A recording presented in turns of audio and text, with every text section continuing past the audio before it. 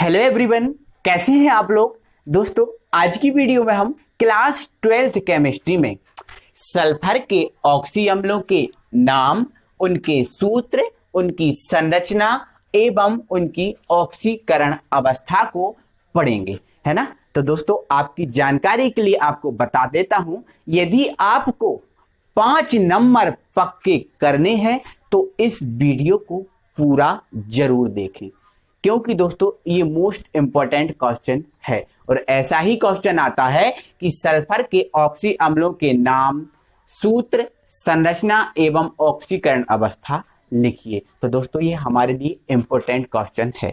तो दोस्तों, सबसे पहले तो हम आपको ये बताते हैं सल्फर के ऑक्सी अम्ल का मतलब क्या है। तो दोस्तों, आपको एक चीज पता है, ऑक्सी का मतलब ऑक्सीजन और अम्ल का मतलब क्या होता है, हाइड्रोजन। और सल्फर ये खुद है ना। तो सल्फर के ऐसे यौगिक जिनमें ऑक्सीजन और हाइड्रोजन दोनों उपस्थित होते हैं उसे हम बोलते हैं सल्फर के ऑक्सी अम्ल। ये चीज आपको क्लियर हो गई होगी। अब दोस्तों, यदि हम सल्फर की बात करें, इसमें हमें दोस्तों कुछ चीजों की जरूरत पड़ेगी जो हमें इंपॉर्टेंट है इसको सॉल्व कराने के लिए, ठीक है। तो दोस्तों, वो चीजें क्या है वो देखो। सबसे पहले दोस्तों, आपको पता है हाइड्रोजन की जो ऑक्सीकरण अवस्था होती है 1+ होती है। इसका मतलब दोस्तों, हाइड्रोजन जब जुड़ता है तो हमेशा सिंगल बॉन्ड के साथ जुड़ता है। इसके बाद दोस्तों, यदि हम ऑक्सीजन की बात करें तो इस पर 2- होता है ना। इसका मतलब यह है दोस्तों कि जब ऑक्सीजन किसी के साथ जुड़ता है तो वो हमेशा डबल बॉन्ड के साथ जुड़ता है, ठीक है। अब दोस्तों, आपको पता है जो OH होता है उस पर क्या होता है, 1- होता है। इसका मतलब क्या हुआ कि जो OH यदि किसी के साथ जुड़ेगा तो वो कितने बॉन्ड के साथ जुड़ेगा, सिंगल के साथ, ठीक है। तो आपको ये चीज याद रखना कि इसमें 1 2 1 है ना। तो इतना जितना भी उस पर चार्ज होता है वो उसी बॉन्ड के साथ जुड़ता है। अब यदि सल्फर की बात करें तो आपको दोस्तों ये चीज तो पता है कि जो सल्फर है ऋणात्मक ऑक्सीकरण अवस्था में केवल -2 ऑक्सीकरण अवस्था प्रदर्शित करता है, केवल किसमें, ऋणात्मक में। लेकिन यदि दोस्तों हम धनात्मक ऑक्सीकरण अवस्था की बात करें तो ये जो सल्फर है धनात्मक ऑक्सीकरण अवस्था में अधिकतम 6 ऑक्सीकरण अवस्था प्रदर्शित करता है। अब ये 6 अधिकतम ऑक्सीकरण अवस्था प्रदर्शित करने का कारण क्या है, क्यों करता है। तो दोस्तों, इसका जो परमाणु क्रमांक होता है वो 16 होता है, ठीक है। अब यदि इनको हम कक्षाओं में भरें तो पहली कक्षा में 2 भरा जाते हैं, आपको पता है दूसरी कक्षा में 8 भराते हैं और तीसरी कक्षा में भी 8 भराते हैं। लेकिन दोस्तों, इसके पास टोटल 16 है, 2 और 8 10 तो हम भर चुके हैं। तो तीसरी कक्षा में केवल कितने भराएंगे, 6 ही इलेक्ट्रॉन भराएंगे। और मतलब इसका ये हुआ कि तीसरी कक्षा में 6 है, मतलब अंतिम कोष में क्या है, 6 इलेक्ट्रॉन है। और आपको एक चीज पता है, अंतिम कोष संयोजकता कोष होता है। अंतिम कोष में जितने इलेक्ट्रॉन होते हैं कोई भी परमाणु अधिकतम उतनी ही ऑक्सीकरण अवस्था को प्रदर्शित करता है। तो जो सल्फर है अधिकतम 6 ऑक्सीकरण अवस्था को प्रदर्शित करेगा। इसलिए जो सल्फर है वो अधिकतम कितने बॉन्ड रखेगा, 6 बॉन्ड रखेगा। जैसे ये 1 2 1 ऐसे बॉन्ड रख रहे हैं तो जो सल्फर है वो अधिकतम क्या, 6 बॉन्ड रखेगा। ये चीज आपको समझ में आनी चाहिए, ठीक है। तो आपको इतना याद रखना है। अब दोस्तों, हम इसको स्टार्ट करते हैं। तो सबसे पहले हम सल्फर के ऑक्सी अम्ल का नाम देखेंगे, सूत्र देखेंगे, संरचना देखेंगे और ऑक्सीकरण अवस्था को देखेंगे। तो दोस्तों, सल्फर का हमारा जो पहला ऑक्सी अम्ल है जिसका नाम है सल्फ्यूरस अम्ल, ठीक है। ये हमारा पहला ऑक्सी अम्ल है जिसका नाम क्या है, सल्फ्यूरस अम्ल। सल्फ्यूरस अम्ल ये इसका पहला ऑक्सी अम्ल है, ठीक है। जिसका दोस्तों फॉर्मूला क्या होता है, H2SO3। ये इसका सूत्र है।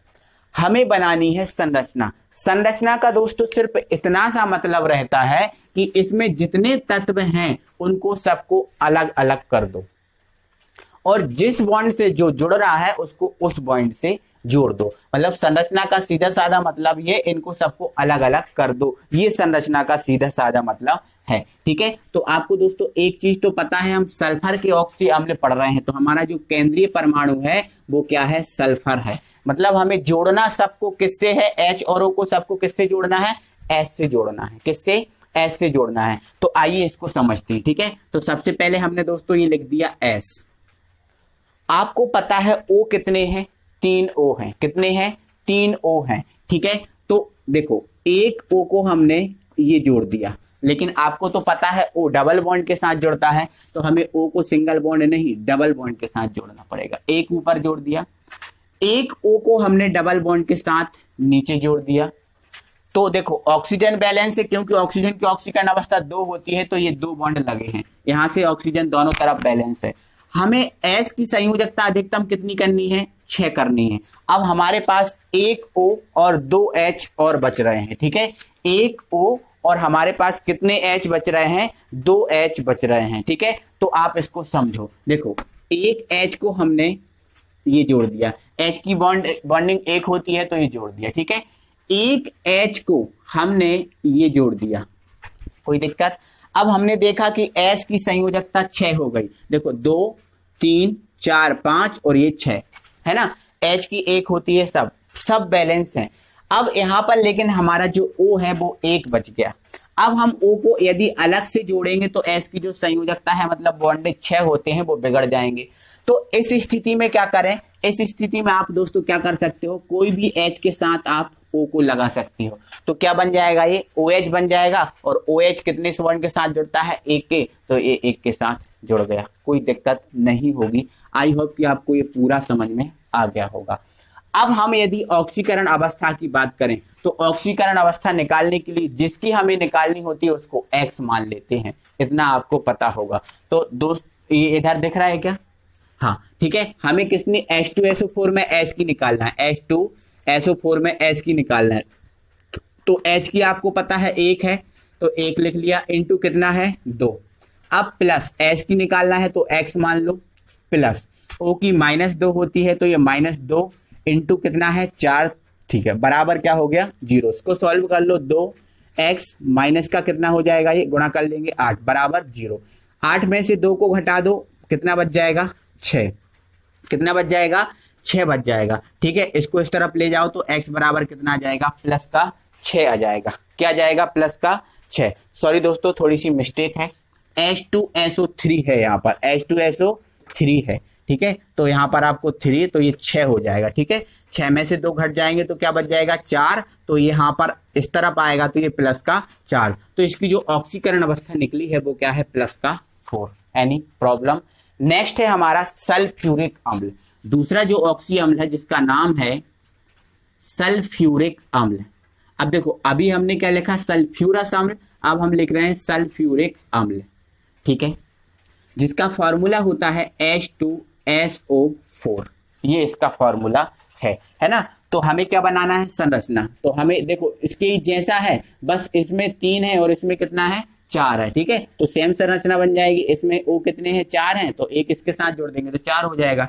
तो इसकी जैसी संरचना बन जाएगी। S लिख लो सबसे पहले, डबल बॉन्ड के साथ ऊपर O जोड़ दो, डबल बॉन्ड के साथ नीचे O जोड़ दो, 2 H है, एक को यहाँ जोड़ दो, एक को यहाँ जोड़ दो, S की 6 हो गई। अब हम अलग से O को नहीं जोड़ सकते, तो हमारे पास जो 2 O बचे हैं, एक को इसके साथ जोड़ दो, एक को इसके साथ जोड़ दो, तो ये OH बन गया, सिंगल बॉन्ड के साथ जुड़ गया, ठीक है। OH सिंगल बॉन्ड के साथ जुड़ता है और ये बन गया, तो ये हमारी इसकी संरचना बन गई।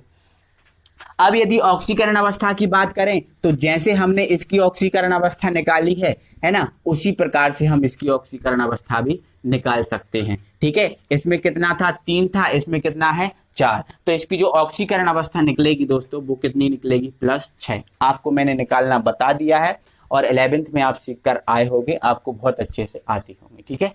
ओके चलो मैं इसकी और निकाल के बताता हूँ। सुनो, H की क्या होती है 1 है ना, ये 2 है। S की क्या होती है, S की निकालना है तो X मान लो, प्लस है ना, O की कितनी होती है -2 होती है ना, इंटू कितना है 4, तो है ना बराबर क्या हो जाएगा 0। तो इनको सॉल्व कर देंगे, 2 एकम 2x, इसको सॉल्व करेंगे तो माइनस का 8 आ जाएगा बराबर 0। 8 में से 2 को घटा दो, कितना बचेगा माइनस का 6 बराबर 0। इसको आप इस तरफ ले जाओ तो x बराबर कितना आ जाएगा, प्लस का 6। तो इस प्रकार से दोस्तों हम इसकी ऑक्सीकरण अवस्था को निकाल चुके हैं, जो है हमारी क्या +6।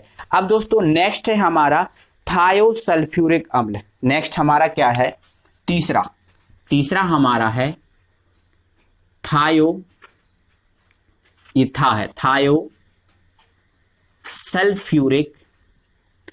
थायोसल्फ्यूरिक अम्ल। नेक्स्ट हमारा ये ऑक्सी अम्ल है जिसका नाम क्या है, थायोसल्फ्यूरिक अम्ल। अब इसका फॉर्मूला क्या है, तो दोस्तों इसका जो फॉर्मूला है वो होता है H2H2O3, H2H2O3 जो थायोसल्फ्यूरिक अम्ल का फॉर्मूला है। अब हमें क्या करना है, इसकी संरचना को बनाना है। क्या, इसकी संरचना को बनाना है। तो देखो अब इसमें कितने हैं, S 2 हैं, इसमें S कितने हैं, 2 हैं। ठीक है, तो आपको एक चीज तो पता है, S 6 भी करता है और 2 भी करता है, एक चीज आपको क्लियर होनी चाहिए। ठीक है, देखो S 2 है तो देखो S डबल बॉन्ड S, ऐसा आप कर सकते हो क्या, ऐसा आप कर सकते हो, कोई प्रॉब्लम नहीं होगी। S double bond S। O हमारे पास कितने हैं, 3 है, O हमारे पास कितने हैं, 3 है, तो आप डबल बॉन्ड से इसको जोड़ दो, डबल बॉन्ड से आप इसको जोड़ दो। कोई दिक्कत है, कोई दिक्कत नहीं होगी, मुझे आशा है कि कोई दिक्कत नहीं होगी। अब हमारे पास O कितने हो गए, O हमारे पास 2 हो गए। H हमें कितने चाहिए, देखो तो देखो आप यहां समझो, H को हमने एक यहाँ, H हमारे पास 2 है, एक यहाँ जोड़ दिया, एक यहाँ जोड़ दिया, कोई दिक्कत है। अब हमारे पास एक O बचा और इसकी बैलेंसी क्या पूरी है, देखो S की देखो कितनी होती है, 6 होती है, तो 1 2 3 4 5 हुई, अभी एक और चाहिए। ठीक है, इसकी भी 5 हुई, H की 1 है, O की 2 है, कोई दिक्कत नहीं। हमारे पास कितना O बचा, 1 O बचा। तो क्या कीजिए दोस्तों, जो 1 O बचा है उसको आप ऐसे जोड़ दो, सिंगल बॉन्ड, और ये 1 मिनट छोटा कर दे रहा हूं। ठीक है, ये जोड़ दिया और ये जोड़ दिया, कोई दिक्कत है। अब देखो O की कितनी होती है, 2 होती है, तो एक ये है और एक ये है, 2 तो जुड़ गए। अब S की 6 होती है, तो 2 4 और 2 6, इसकी भी 6 हो गई, तो इस टाइप से इसकी हम संरचना बना सकते हैं, कोई दिक्कत नहीं है, आराम से बना सकते हो। समझ में आपको आ गया, ठीक है। अब दोस्तों आपको क्या करना है, इसकी ऑक्सीकरण अवस्था निकालना है। तो दोस्तों जब इसकी आप ऑक्सीकरण अवस्था को निकालोगे तो इसकी ऑक्सीकरण अवस्था कितनी निकलेगी, +2 निकलेगी। ठीक है, 1 सेकंड में मैं निकाल के आपको बता रहा हूं। ठीक है, H2H2O3। ठीक है, H कितने हैं, 2 हैं, तो 1 की 1 होती है तो 2 की 2 हो जाएगी। अब S की क्या मानते हैं अपन, निकाल रहे हैं तो X मानेंगे, लेकिन यहाँ पर S 2 हैं तो क्या हो जाएगा, 2X हो जाएगा। O की -2 होती है और ये इंटू 3 है, तो ये क्या हो जाएगा, -2 का 3 में मल्टीप्लाई कर देंगे तो 6 हो जाएगा बराबर 0। 6 में से 2 को घटा दो, 2x बराबर क्या हो गया, -4 बराबर 0, है ना। इसको आप इस तरफ ले जाओ, तो 2x बराबर प्लस का 4, 2 से काट दो, 2 दूनी 4, तो x बराबर हमारा कितना आया, +2। तो इसकी ऑक्सीकरण अवस्था हमारी क्या आ गई, +2 आ गई। तो ये हमारे 3 ऑक्सी अम्ल हुए। इसके बाद दोस्तों हम अगला ऑक्सी अम्ल देखते हैं। नेक्स्ट है हमारा दोस्तों पायरोसल्फ्यूरिक अम्ल। ठीक है, इसका जो फॉर्मूला बनता है वो होता है H2H2O7, ये इसका फॉर्मूला है। ठीक है, अब यदि संरचना की बात करें तो आपको दिख रहा है इसमें S 2 है, H 2 है और O 7 है, कोई दिक्कत नहीं है। ये एक S आप यहां लिख लो और एक S आप यहां लिख लो, कोई दिक्कत नहीं होगी। ठीक है, थोड़ा सा हम इसको स्पेस दे के लिख दे रहे हैं, एक S यहां लिख दिया, एक S यहां लिख। हमारे पास O7 है, कोई दिक्कत नहीं, एक O को आप यहां जोड़ दो, एक O को आप यहां जोड़ दो। मैं जरूरी नहीं कि जैसी मैं संरचना बना रहा हूं आप वैसी संरचना बनाएं, आप किसी प्रकार की भी संरचना बना लें, बट ये ध्यान रहे कि सभी जो तत्व हैं वो संतुलित रहें। संतुलित रहने का मतलब O डबल बॉन्ड से जुड़ना चाहिए, H एक बॉन्ड से जुड़ना चाहिए, OH एक बॉन्ड से, और S के कितने होने चाहिए, 6 बॉन्ड। ठीक है, तो 2 मैंने जोड़ दिया। अब 2 एक O को हमने यहां जोड़ दिया, एक O को हमने यहां जोड़ दिया, कितने यहां हो गए हमारे पास, 4 O चले गए। हमारे पास 3 और O और बचे हैं, तो एक O को हमने ये जोड़ दिया, O की 2 होती है बैलेंस थी, तो 1 और ये 1 2, कोई दिक्कत नहीं होनी चाहिए।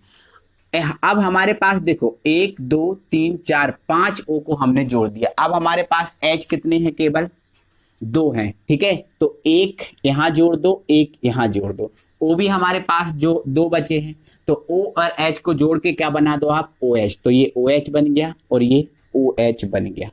OH सिंगल बॉन्ड के साथ जुड़ता है तो ये जुड़ गया, कोई प्रॉब्लम नहीं है।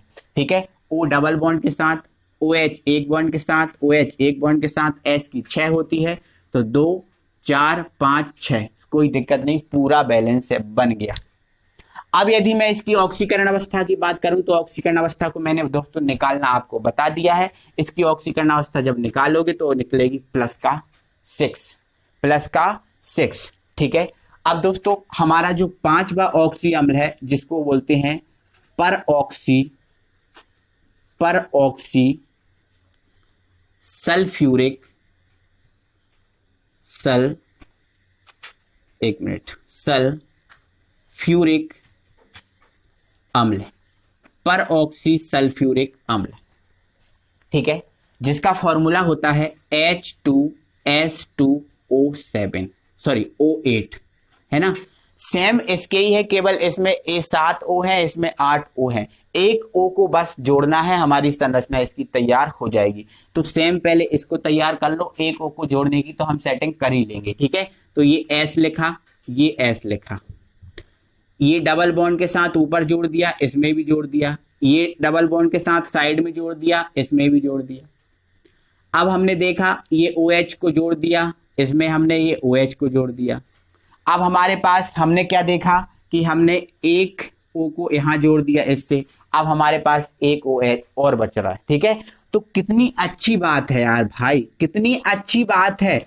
एक O को आप जोड़ दो, दूसरे O को भी जोड़ दो, दोनों O की दो बैलेंसी है। देखो इस O की 1 और 1 2 डबल बॉन्ड हो गया, कोई दिक्कत। इस O के लिए देखो 1 और 1 2, तो O भी बैलेंस है, S भी बैलेंस है, सब तो बैलेंस है। हमारी ये संरचना बन गई।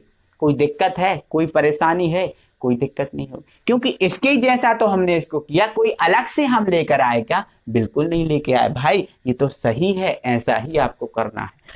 ऐसी जो संरचना बनाई आप उनको अलग से बना सकते हो। आपको टेढ़ी मेढ़ी कैसी भी करनी है आप वैसे कर दो, बट यह ध्यान रखें कि सभी लोग बैलेंस हों, कोई अनबैलेंस ना हो। अनबैलेंस हुआ तो आपका गलत संरचना हो जाएगी, ठीक है, ध्यान रखना, ठीक है। तो इसकी ऑक्सीकरण अवस्था आप जब निकालोगे तो +7 निकलेगी, ठीक है। तो ये दोस्तों हमारे 5 ऑक्सी अम्ल हैं जो कि आपके 5 नंबर आपको देकर जाएंगे, है ना। तो इनको बहुत अच्छे से कर लेना, है ना। तो दोस्तों आपको वीडियो जरा सा भी अच्छा लगा है तो दोस्तों वीडियो को लाइक करके अपने दोस्तों को शेयर करना ना भूलें। और यदि दोस्तों आप नए व्यूअर हैं, यदि आपने हमारे चैनल को अभी तक सब्सक्राइब नहीं किया है तो सब्सक्राइब करके बेल आइकन को जरूर ऑन करें। Thank you very much.